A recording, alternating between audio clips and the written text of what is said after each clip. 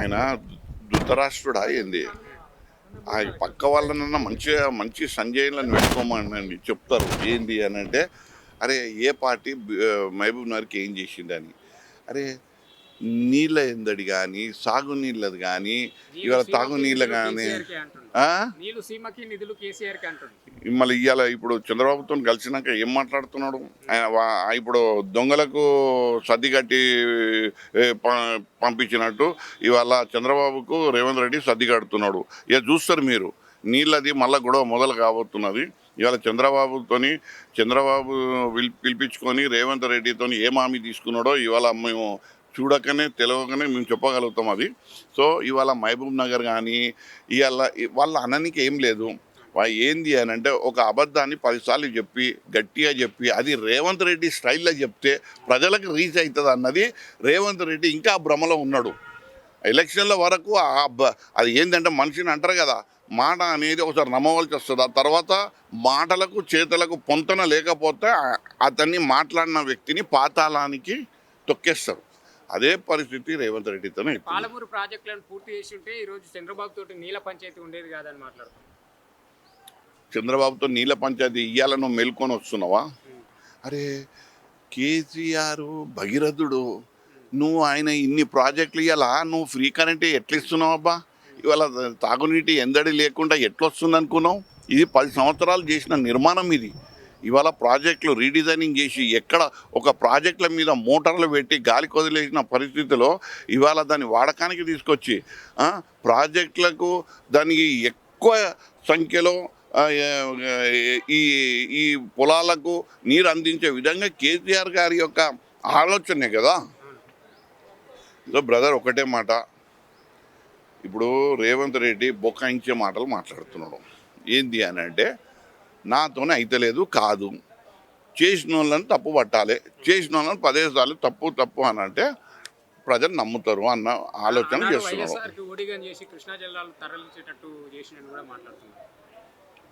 ఇక నీకు కృష్ణా జలాలు ఈ గురించి మాట్లాడాలంటే ఒక పెద్ద మా దగ్గర మీకు ఒకటి చెప్తా చూడు.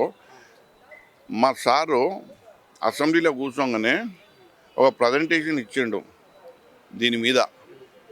ఇవాళ పుస్తకాలు ఉన్నాయి, అయినాయి పుస్తకాలు. ఆ పుస్తకాలు తెచ్చుకొని చదువుకోమనండి రేవంత్ రెడ్డికి. నీళ్ళ విషయంలో, సాగునీళ్ళ విషయంలో, తాగునీళ్ళ విషయంలో, ప్రాజెక్టుల విషయంలో, ఎత్తిపోతల పథకాల విషయంలో ఈ కేసీఆర్ గారు ఒక విద్యార్థిగా ఉండి తెలుసుకొని నేర్చుకొని అవలంబించినటువంటి పనులు అవి.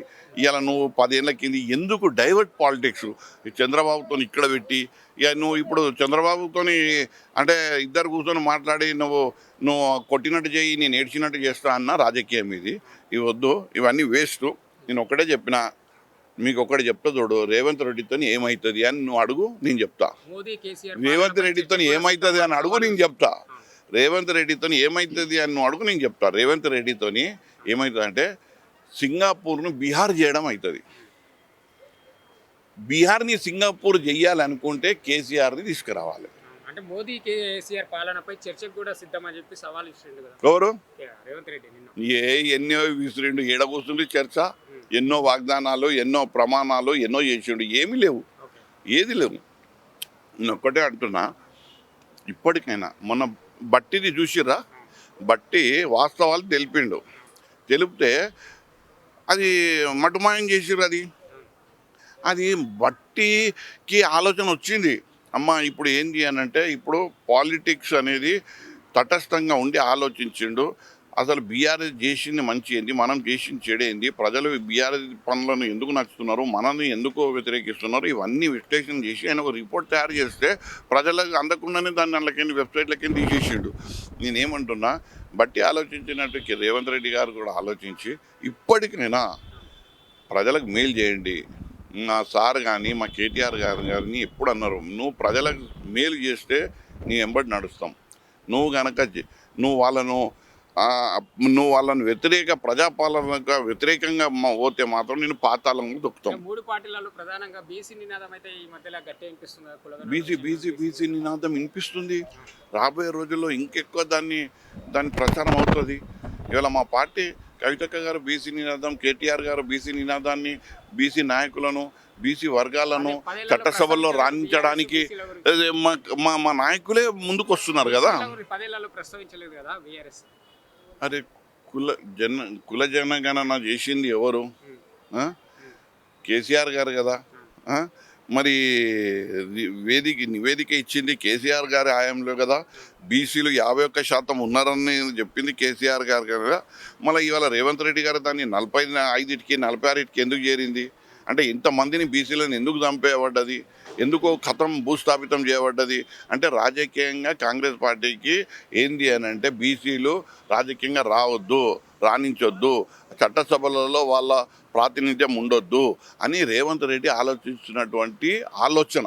ఇవాళ అదే మాది మాత్రం మేము ఇవాళ బీసీలకు ఇవాళ నా టికెట్ చూడండి. నేను హైదరాబాద్ పార్లమెంట్ కంటెస్టెడ్ ఎంపీ. నాకు బీసీ అని ఇచ్చిండ్రు. లాస్ట్ టైం 17 ఇట్లా 6 బీసీలకు ఇచ్చిండ్రు కేసీఆర్ గారు. ఇంకా బీసీలకు చట్టసభలలో తీసుకురావడం, ఎంపీగా పోటీ చేయించిండు నన్ను. ఇంకేం కావాలి? ఇక బీసీలకు ఇవాళ మీరు మాటలు కాదండి, చాతలు ఉండాలి. ఇవాళ చాతలతో చేసింది కేసీఆర్. ఇలా రేవంత్ రెడ్డి మాటలకు చాతలకు పొంతనే ఉంటుంది. అలాంటి పొంతన లేని రాజకీయ వ్యక్తితో మనం ఏం మాట్లాడదాం కదా. చెప్పినా అయినాడు, చేసినా అయినాడు. బీజేపీకి మద్దతు బీఆర్ఎస్ అని చెప్పి అనిపిస్తుంది. అయ్యో ప్రతిదీ ఎట్లుంటుంది అంటే ఎన్నికలు అనేది రాజకీయంతో ఆలోచించి ఎట్లా అంటే ఒక వ్యూహంతో ముందుకు పోవాల్సి వస్తుంది. ప్రతిదీ మనము ఎన్నికలకు ఉరుకుడు ఉండదు, దాని వ్యూహం ఉంటుంది. ఆ వ్యూహము అనుకూలించి మనం పోరాడమంటే పోరాడే ఆలోచన ఉంటుంది. కానీ ప్రతిదీ దాని లోతు తెలియని బాయిలో దుంకేటట్టు అట్లా ఉండదు. ఏంటంటే వ్యూహం అనేది కేసీఆర్ గారి వ్యూహంతో ఇవాళ మేము పోటీ చేయలేదు. కానీ ఇవాళ మేము ప్రజల గురించి నిత్యం పోరాడుతున్నాం కదా. ఈడ ఎవరు ఖాళీగా ఉన్నారండి? కేటీఆర్ గారు రోజు పని పెడుతుండు మా లాంటి వాళ్ళకు. కేసీఆర్ గారు రోజు అక్కడి నుంచి ఆదేశాలు ఇస్తూ దిశానిర్దేశం చేస్తూ పార్టీని ముందుకు నడుపుతున్నారు. ఇలా హరీష్ రావు గారు కంకణబద్దులైనరు, కవిత గారు కంకణబద్దులైనరు. పార్టీ నిర్మాణం పైన దృష్టి పెట్టి పార్టీ కార్యకర్తలను చైతన్యపరుస్తున్నారు, వాళ్ళను సంఘటితం చేస్తున్నారు, వాళ్ళను ఎట్లా అంటే రాజకీయంగా ఎదిగించే ప్రయత్నం చేస్తున్నారు. బీసీల నినాదం వస్తే బీసీల నుంచి కూడగట్టుకొని రాజకీయంగా వారికి అవకాశాలు ఇవ్వాలి, వాళ్ళకి ఇలా పెద్దపీట ఇవ్వాలని ఆలోచన ఇవాళ ఈ పార్టీ చేస్తున్నది, ముఖ్యులు చేస్తున్నారు. ఇలాంటివన్నీ మనము అర్థం చేసుకోకుండా, మనం తెలియజేసుకోకుండా కేవలం మనము పోతూ బురద జల్లడం అని అంటే అది కాదు. ఎన్నికలైన తర్వాత కేసీఆర్ మొన్న మొదటిసారి తెలంగాణ భవన్కి వచ్చింది. ఎట్లా అనిపిస్తుంది కార్యకర్తల లోపల? మళ్ళీ నూతన ఉత్తేజం వస్తుంది, నూతన రెట్టింపు ఉత్సాహం వస్తుంది. ఎందుకు అని అంటే కేసీఆర్ గారు ఎప్పుడైనా ఆయన ఒక మాటనే ఒక ప్రభంజనం. ఆయన ఒక వ్యక్తి కాదు, ఒక శక్తి. ఆయన ఇవాళ మా దగ్గర ఎట్లా అంటే బ్రహ్మాస్త్రం. కేసీఆర్ గారు అంటేనే బ్రహ్మాస్త్రం. దాన్ని ఎప్పుడు పడితే అప్పుడు ఉపయోగించడం, అది సమయం వచ్చినప్పుడే సారే ఎట్లా ఉపయోగించుకోవాలో అది సార్కు తెలుసు.